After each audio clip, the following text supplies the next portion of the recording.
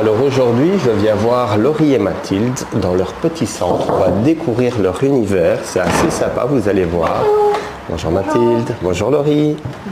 Alors, un petit endroit bien cosy, je vous montre ça à l'image. Table de massage, mais pas que. On a pas mal de petites choses là-bas. Encens, tralito, bougies. Une chouette petite déco. On a quoi là-bas? Ce sont des parfums. Et cette machine-là, qu'est-ce que c'est sur la table? C'est une lampe UV, c'est pour faire tout ce qui est onglerie. D'accord, on va en parler, hein. On va vous découvrir. Salut les filles. Salut. Bonjour tout le monde, aujourd'hui on va commencer une petite interview. Je vais vous présenter Mathilde et sa sœur Laurie. Elles vont se présenter, elles vont nous faire découvrir leur univers, elles vont nous donner aussi des conseils bien-être, vous allez voir, des petites astuces qui vont vraiment vous servir au quotidien. On va les découvrir. Bonjour les filles, est-ce que vous pouvez vous présenter? Oui, donc moi c'est Mathilde, je suis esthéticienne et pédicure médicale de formation. Voilà, entre-temps, j'ai ouvert mon institut. Et moi c'est Laurie, on a des domaines bien distincts, donc c'est Mathilde qui gère tout ce qui est esthétique et moi je gère tout ce qui est énergétique et massage. Qu'est-ce qui vous a amené les filles à vous tourner vers le bien-être?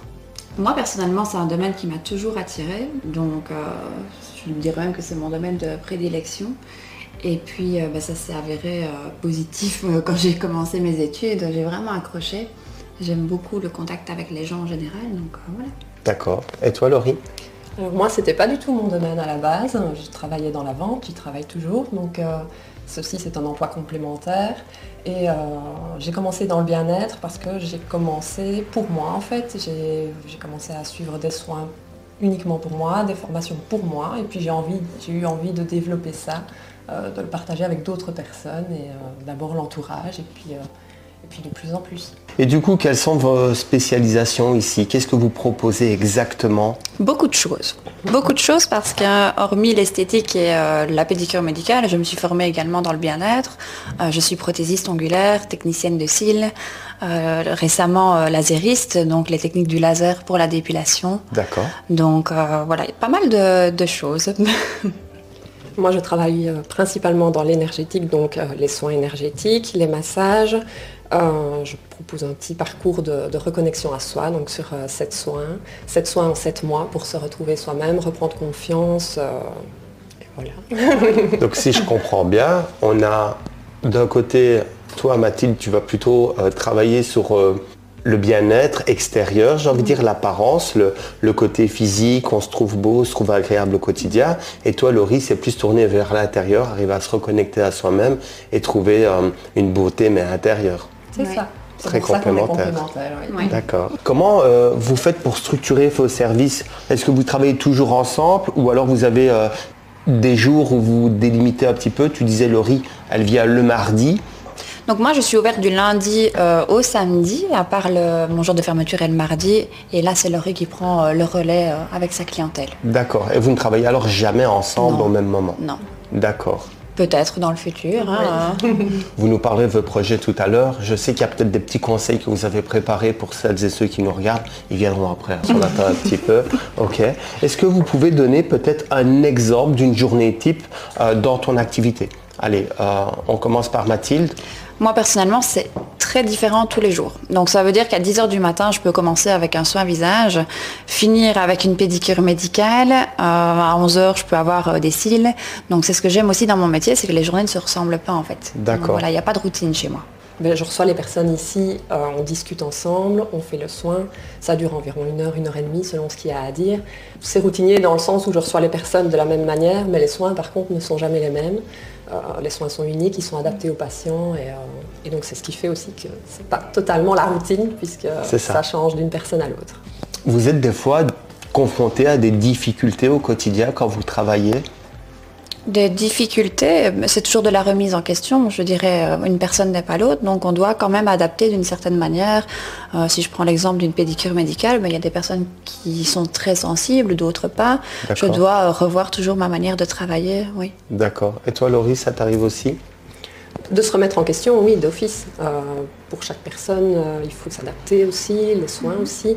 Et par rapport ici à l'activité, donc le soin, ce qu'on apporte aux clients, mais même à travers toutes les casquettes qu'on porte en tant qu'indépendant, est-ce qu'il y a des fois des difficultés auxquelles on n'était peut-être pas préparé?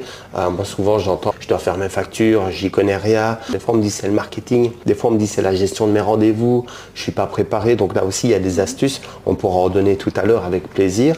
Mais vous avez déjà été confronté vous à ce genre de difficultés?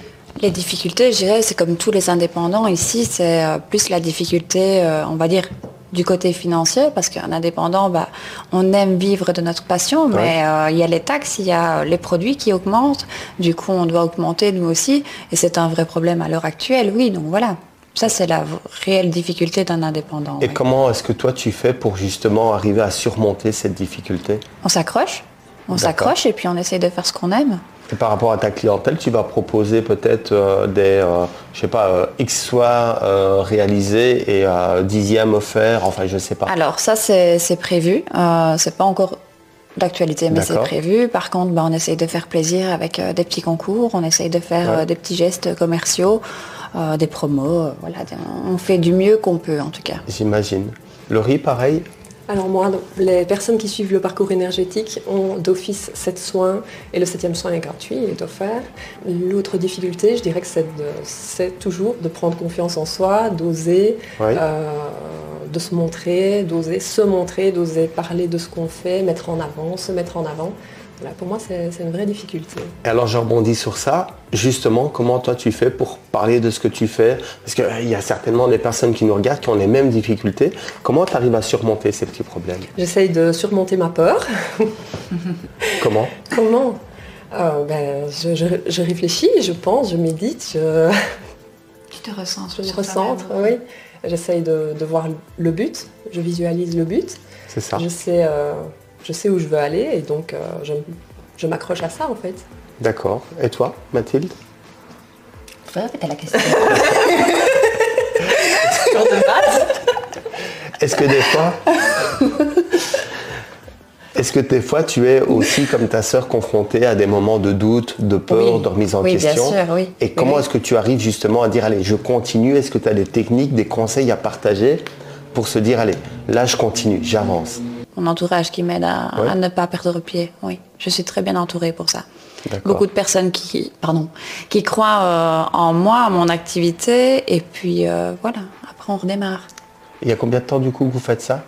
Moi ça fait bien 5 ans, je pense, même un peu plus. 5 ans que tu es indépendante? Oui, 5 ans bien fait, on va dire. D'accord. Et toi, Laurie? Et moi, ça fait 1 an.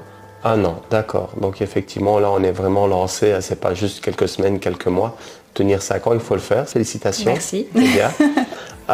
Quelles sont les valeurs qui guident finalement vos approches du bien-être et comment est-ce que vous faites pour les intégrer dans votre pratique au quotidien? Mes valeurs, moi, c'est surtout la bienveillance. D'accord. Je suis bienveillante. Ma clientèle est très bienveillante aussi. J'ai beaucoup de chance d'ailleurs. Voilà comment les intégrer. La simplicité, c'est toujours ce que je dis. C'est important. Voilà. Merci. Laurie? La bienveillance, le respect, mais je pense que c'est logique quand on travaille dans le bien-être. Ça pourrait sembler logique, hein, mais ça n'est pas forcément pour tout le monde. Avec un de mes amis, Dario, on a l'habitude de faire le tour de petits restos, etc. Et des fois, on serait surpris, on se dit, attends, on est dans un resto, on doit être bien accueilli, il y a un minimum, tu vois, c'est ton métier. Et des fois, t'es mal reçu, t'es maltraité, ça te donne plus envie de revenir. Donc, c'est pas forcément naturel ou c'est pas forcément une base pour tout le monde, hein, le respect. Attention. Pour nous, c'est important, le respect, la bienveillance. Et j'ajoute le partage aussi, parce qu'on partage énormément avec nos patients, nos clients. Eux partagent leur histoire, leurs préoccupations, leurs problèmes. Nous, on partage nos connaissances, notre expérience. Oui, c'est un échange en fait. Ouais, c'est vrai que Laurie est plus concentrée sur l'émotionnel dans son métier. Maintenant, ici, en tant qu'esthéticienne, je suis beaucoup à l'écoute de mes clientes. On crée vraiment des liens parfois super forts. Donc, voilà. Et alors, c'est une question qui va être brute de forme, hein, on s'entend, mais Quand tu dis que tu es à l'écoute, c'est quoi? C'est par rapport à une couleur de pose d'ongle ou une longueur de cils ou c'est... Pas que. Bah, oui, évidemment, je conseille par rapport à leur morphologie. Oui, ça fait partie de mon métier. Mais il y a aussi vraiment, on peut rentrer dans l'intimité. D'accord. Donc voilà, des fois, je me retrouve confrontée à des personnes qui ont vraiment une perte de confiance en elles. Je dois savoir aussi les remotiver, pas que physiquement, mais voilà. En discutant avec elles. Ouais. Donc on fait quand même preuve d'empathie alors. Beaucoup. Donc j'entends que vous êtes lancée indépendante, toi depuis un peu plus longtemps que ta sœur, mais vous avez aussi des projets communs, on va en parler tout à l'heure. Mais quelle est votre vision du bien-être global de manière générale? Comment pensez-vous que ça va évoluer ces prochaines années? Moi personnellement, c'est un luxe, hein. Ça a toujours été un luxe. Maintenant, je pense que les gens avec la vie qu'on a en ont besoin. Donc je crois que ça va devenir une de leurs priorités. À un moment donné, il va y avoir un boom qui va faire que les personnes vont se rendre compte qu'elles doivent aussi s'arrêter et venir chez nous pour justement se poser un petit peu. C'est ça, comme se ressourcer finalement. Oui, c'est ça. D'accord. Laurie, tu partages le point de vue de ta sœur? Oui, mais j'ajoute que c'est aussi un état d'esprit, ça peut être aussi du bien-être dans la façon de penser, la façon on soigne son apparence, on soigne l'âme, on soigne l'esprit. Donc il y a différentes façons de prendre soin de soi et différentes façons de voir le bien-être. Vous avez déjà eu des clients qui sont confrontés à des défis, on va dire, majeurs dans leur vie, peut-être toi au niveau du bien-être, mais aussi on va voir de ton côté après? Oui, j'ai une dame en tête qui était vraiment très mal. Elle est arrivée il y a 6 mois chez moi en pleurant. Elle n'avait pas de confiance en elle. Elle avait grandi en pensant qu'elle ne méritait rien. Elle était arrivée dans un emploi, elle ne savait pas comment, elle n'aimait pas. Elle était vraiment très mal, elle voulait changer d'emploi. Aujourd'hui, elle arrive à la fin du parcours, il lui reste une séance et elle est déjà en train d'effectuer les démarches pour arriver dans son nouvel emploi. Elle a pris confiance en elle et j'ai vu la métamorphose. C'est ça qui est gai aussi, c'est de voir les gens évoluer comme ça. Oui, moi j'accompagne aussi, mais d'une différente manière. En fait, c'est plus, je peux avoir une personne qui va venir pour un problème de peau, et puis en la suivant régulièrement, on peut arriver à vraiment de très beaux résultats, oui. D'accord. Oui. Ou même au niveau de la pédicure, je peux très bien aussi soulager tout ce qui est douleur physique. Tu parles de pédicure médicale, c'est ça? Oui, c'est ça. Ok. Oui. Tu as été formée donc du coup à cette pratique également. Oui. L'une d'entre vous, si pas les deux, ont peut-être déjà suivi des formations que je propose. Laquelle des deux? C'est Laurie. Oui. Alors, sans rentrer vraiment dans le détail des formations, parce que tu as beaucoup parlé d'énergétique, mais aussi massage, en quoi ces formations, elles t'ont permis finalement d'enrichir ta pratique, d'apporter finalement un nouveau regard, je vais dire, sur le bien-être? Est-ce que ça t'a aidé ou pas finalement de te former? Oui, j'ai suivi une quinzaine de formations. Donc, j'ai fait de l'énergétique, j'ai fait aussi la sonothérapie, les massages 5 continents, les massages aux pierres chaudes. Ça m'a tout appris parce que je ne connaissais pas ce domaine-là avant de commencer. D'accord. Donc, j'ai appris la pratique, j'ai appris la théorie. Et puis, j'ai appris énormément des profs aussi parce que ce sont des profs passionnés qui transmettent leur passion, qui donnent envie d'aller plus loin. C'est important aussi de se sentir bien en se formant et en continuant sur cette voie. Je voulais ajouter un truc. Ajoute-le. J'ai oublié. D'accord. Je sais plus. On peut recommencer. On va recommencer. Mais moi, à la fin, je me fais un making-of avec toutes les interviews, tu vois. Et après ça, je mets sur YouTube et je fais des millions de vues. Et c'est fini, je me retire. Allez, reprends. Et c'est ce qui m'a montré aussi que le bien-être n'est pas uniquement ciblé sur le soin esthétique, sur le corps. C'est là que j'ai appris qu'il y avait d'autres façons de prendre soin de soi. Alors du coup, 15 formations, c'est quand même énorme, hein, on est bien d'accord. Parmi celles-là, il y en a qui ont été inutiles ou de trop, ou alors tu as quand même pu récupérer des petites choses à gauche, à droite pour faire ta popote, on se comprend. Oui, c'est ça. J'ai fait un mix de tout en fait. D'accord. J'ai fait un mix de tout. Donc selon le besoin du patient, je sais vers quoi je dois me diriger. Je prends un peu de cette formation, un peu de l'autre, et je fais ma petite popote par rapport au patient. Avec du recul, est-ce qu'il y a des formations, sans citer le nom de ces formations, tu dis non, avec du recul, ça j'aurais pas fait, j'en ai suivi un peu trop, parce que CAS, c'est beaucoup. Oui, mais j'ai pas fini. J'ai encore prévu. Hors demande. Oui, j'aime beaucoup apprendre, donc j'y retourne encore. Voilà. Mais ça répond bien comme quoi, finalement, ça reste, selon toi, important de se former, d'ouvrir des bouquins, de parler avec des personnes qui se connaissent, de récolter des conseils, c'est ça? Oui. Ben, même question pour toi, Mathilde. Bah, niveau formation, il y en a quand même pas mal. Oui, je ne sais pas dire exactement combien. Maintenant, j'ai suivi 2 ans en esthétique. D'accord. En parallèle, j'ai fait ma gestion pour pouvoir devenir indépendante. Bien sûr. La pédicure médicale, ça a duré 2 ans aussi. Et puis, un an en parallèle pour tout ce qui était massage corps. Donc voilà, je suis formée dans le bien-être. Ensuite, j'ai complété avec les formations onglerie, les formations pour les cils. La plus récente, là maintenant, c'est le lasériste, hein, comme j'ai dit. Oui, tu disais. Donc, je suis formée pour l'épilation laser, avec le laser saphir. Donc voilà, c'est européen, donc c'est important aussi de le dire. Donc voilà. Juste pour avoir une idée, la formation la plus longue, tu disais 2 ans. La plus courte, les cils, les ongles, laser, je ne sais pas, j'ai aucune idée. Combien de temps? Dans mon métier, généralement, c'est 1 journée, 2 journées. D'accord. Voilà. Là, on peut être formé. Après, c'est la pratique. Il n'y a pas de secret chez nous. Ah, donc, vous venez chercher plutôt une théorie et la pratique, c'est ça, tout à fait. Après, on met en place, on est supervisé. Maintenant, les formations continuent aussi tout au long. Je veux dire, je peux contacter les formateurs, poser mes questions. On est toujours en relation. On n'est jamais lâché comme ça. Tu parlais tout à l'heure justement de te lancer indépendante. C'est peut-être une astuce, un conseil qu'on peut donner. Tu as étudié comment, toi, ta gestion? Parce qu'il y a plusieurs manières de le faire, je le sais. J'ai étudié comment j'ai pas beaucoup étudié. Elle est en train de se dire, ma sœur étudiait. J'ai suivi les cours, c'est déjà bien, non? D'accord. Donc, c'était des cours du jour, du soir, des cours pour adultes. Des cours du soir, oui. D'accord. Et après, tu t'es présenté au jury central ou c'est un examen? Non, du tout, c'est un examen que j'ai fait. Oui, j'ai fait mon TFE, j'ai tout fait, voilà. Mais d'accord, ça va. Non, mais il y a plusieurs manières. Il y en a, ils vont à l'école universitaire, ils l'ont automatiquement. Moi, à l'époque, j'ai étudié à la maison. Je lisais pas mal. Et puis, je prends rendez-vous au jury central. Je l'ai fait à Namur parce qu'il y a beaucoup moins de temps d'attente que si on va à Bruxelles. Et effectivement, je crois sur 2 mois, 3 mois au moment où je me suis inscrit, j'ai passé mon examen. Et voilà, ça va tout aussi vite. Je suis toujours sûre de ne pas étudier. La question, c'était drôle. Écoute, voilà. Mais, tu vois, ça m'aide la vie, je vais garder à ça. Je vais garder. Ah, vous n'êtes pas prête. Vous allez voir le truc, je vais dire, il va trop loin. Qu'est-ce qu'il m'a fait? Je m'en fous, je serai en Thaïlande. Je serai parti. J'en ai plus rien à foutre. Tout à l'heure, tu disais, tu es une dame, ça fait 6 mois qu'elle vient, elle va beaucoup mieux. Mais ça, c'est parce que tu es en suivi. Mais des retours de clients, de patients qui vont mieux, ça vous arrive d'avoir des retours? Quel genre? Des très bons retours. En général, le soir même, j'ai un message. Je demande toujours en fait aux personnes de me tenir au courant le soir même ou dans les 2-3 jours qui suivent. En général, elles sont contentes, elles se sentent apaisées.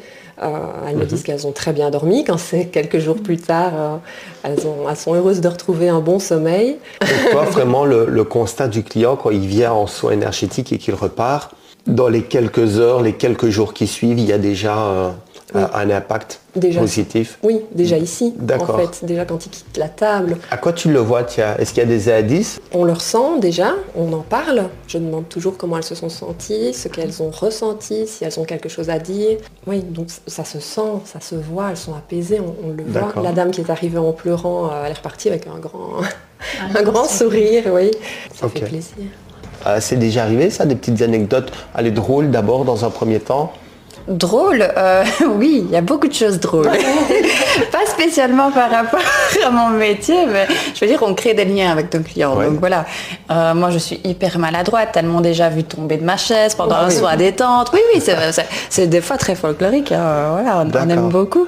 Donc voilà, et elle aussi, il leur arrive beaucoup de choses assez comiques, mais voilà, on sait en rigoler et ça c'est chouette aussi, c'est très familial, hein, donc voilà. Les témoignages les plus inspirants que vous ayez reçus? C'est une autre dame qui souffre du Covid long. J'ai beaucoup de personnes qui ont le Covid long. C'est quoi le Covid long? Donc c'est les symptômes du Covid, mais sur plusieurs années. Donc c'est une fatigue extrême, c'est une fatigue physique, une fatigue mentale. Okay. Donc cette dame était habituée à pratiquer du sport de façon régulière, etc. Ouais. Elle avait dû arrêter de travailler, elle avait dû arrêter le sport, elle ne faisait plus que dormir et en même temps, elle déprimait parce qu'elle se voyait mal en fait et il n'y avait pas encore ce diagnostic qui pouvait dire ce qu'elle avait exactement. Donc elle a aussi suivi le parcours avec moi et un traitement à côté avec un médecin en parallèle. Et maintenant, voilà, elle a aussi changé d'emploi, cette dame, et elle reprend le sport, elle fait de la marche, elle commence un peu à courir. Et elle a prévu de devenir guide nature, donc Ici en Belgique. Ici en Belgique, oui. D'accord. Oui, oui. Il y a de belles choses à voir en Belgique. Ah bah oui, avec un bon parapluie, j'imagine qu'on peut aller découvrir beaucoup de choses. Ah oui, j'ai quand même pas mal de personnes qui n'ont pas confiance en elles, qui viennent ici et après un soin ressortent mieux dans leur peau. Je vais prendre le rehaussement de cils. D'accord. C'est une technique qui reste quand même assez naturelle quand on regarde les dames, mais ça permet de rehausser son regard, d'ouvrir le regard et donner beaucoup plus d'assurance par exemple. On peut dire que tes clientes, quand elles viennent ici pour, peut-être un rehaussement de cils ou autre, parce que tu proposes d'autres choses, le fait qu'elles se regardent, voilà, il y a un miroir là en haut en face de moi, elles se regardent et elles ont l'impression de découvrir une autre personne. Peut-être pas une autre personne, mais en tout cas plus d'assurance. D'accord. À vous deux, vous vendez de l'assurance et du réconfort finalement. Oui. Il va falloir changer sur votre site du coup les services. Mais c'est bien. On va parler de vos projets futurs. Laurie et moi, on est très fusionnels dans la vie de tous les jours et on a décidé d'être un pilier l'une pour l'autre aussi dans notre vie professionnelle. Donc D'accord. on a vraiment envie d'ouvrir un centre ensemble. Donc ça, c'est un de nos projets. Ah, s'il y en a d'autres, il faut y aller. Juste après, je vous donne un conseil par rapport à vos projets pour justement arriver à les concrétiser. Oui, donc on a ce projet en commun Ouais. d'ouvrir un centre. On est en train de rechercher une surface pour ça d'ailleurs. Et on continue quand même en parallèle à se former. Donc moi j'ai envie de me spécialiser dans les soins pour enfants parce que j'ai D'accord. beaucoup de demandes pour les enfants Ok. et je n'ai qu'un soin à leur proposer. Pour moi c'est pas suffisant donc j'ai envie d'aller plus loin. Alors ce centre, c'est quoi? Qu'est-ce qu'on va y faire? Ça va être un centre de bien-être. Donc les personnes pourront venir nous voir une ou l'autre, on sera là toutes les deux, D'accord. avec d'autres praticiens. On envisage de prendre par exemple une coiffeuse, avec d'autres personnes qui pourront venir apporter leur pratique. Style centre de santé, ça pourrait partir dans cette direction ou ce serait trop... C'est trop ça. Ce serait trop, Ouais. oui. Je reste vraiment, on reste axé Bien-être. sur le Dans le bien-être. bien-être. ouais. Bien-être, donc intérieur et Ouais. comme on l'a vu tout à l'heure, extérieur, physique. Donc certainement du yoga C'est ou... ça, exactement. D'accord, ok. Oui. Vous pouvez parler de vos projets. C'est une bonne technique. D'ailleurs, moi, mon conseil, ma technique, quand j'ai des idées en tête, j'ai évalué un petit peu et c'est vraiment une technique que je fais au quotidien. J'ai un projet, j'en parle. Et quand j'en parle ouvertement, ça me force finalement à aller au bout. C'est trop tard. J'en ai parlé, il y a 5, 10, 20, 50, 100 personnes qui sont au courant. Je suis obligé d'aller au bout. Et finalement, ça peut aussi, des fois, un petit leitmotiv comme ça de se dire, ok, je l'ai annoncé, moi j'ai qu'une parole, mes potes le savent, quand je dis je fais. C'est vraiment, je vais aller au bout. Et là, j'ai pas le choix. Et finalement, ça peut être le petit moteur pour m'aider à avancer. Quand C'est pour ça que j'en parle pas de toi. Il y a des- Après qu'on le fait. C'est pour ça que je le D'accord. fais. Je lui remets toute la responsabilité, elle me hait, mais c'est pas D'accord. grave. On sent d'ailleurs beaucoup cet amour entre vous. Hein. Ok. On se hait avec beaucoup d'amour. Oui. Et ce centre dont vous parlez, vous comptez donc engager du monde ou alors ce sera plutôt réservé à des freelance? Oui, le projet, c'est vraiment d'aller vers les indépendants. Oui, on va Les soutenir. personnes, soutenir les jeunes indépendants. Ouais. Oui, Oui, rechercher des, voilà, on des n'est pas personnes qui contre, se hein, lancent. peut-être qu'à un moment donné, on engagera peut-être une personne, pourquoi pas, mais Ouais. donc maintenant, en tout cas, c'est des indépendants. Donc on reste orienté sur bien-être, esthétique, les massages, les soins également.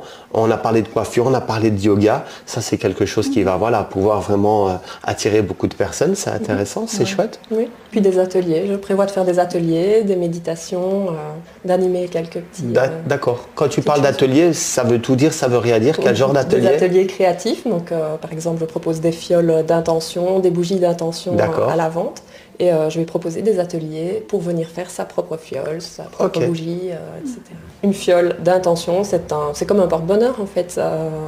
Si je prends par exemple la fiole d'amour et de confiance en soi, Ouais. c'est une petite fiole qui est remplie d'ingrédients qui se rapportent à cette intention, qui a aussi été créée avec la bonne intention et l'énergie des archanges associés. Oui. Et cette petite fiole, on la pose dans le sac à main, dans la poche, sur la table de nuit, et elle redonne amour et confiance en soi. T'en as pour la chance. Je prends une brouette. Et on a D'accord. Tu feras ça. la chance, la réussite, La l'amour chance, la de soi, réussite. la guérison physique, Ah ouais. émotionnelle, D'accord. la Ouais. protection. Ce fameux centre, vous cherchez dans quelle région? Dans la province de Liège. Elle est grande, la province de Liège. Ah oui, mais le problème, c'est que Ah oui, la non, réponse mais- de base était trop petite. Ah, moi j'en ai marre. Hein. Je donne des idées.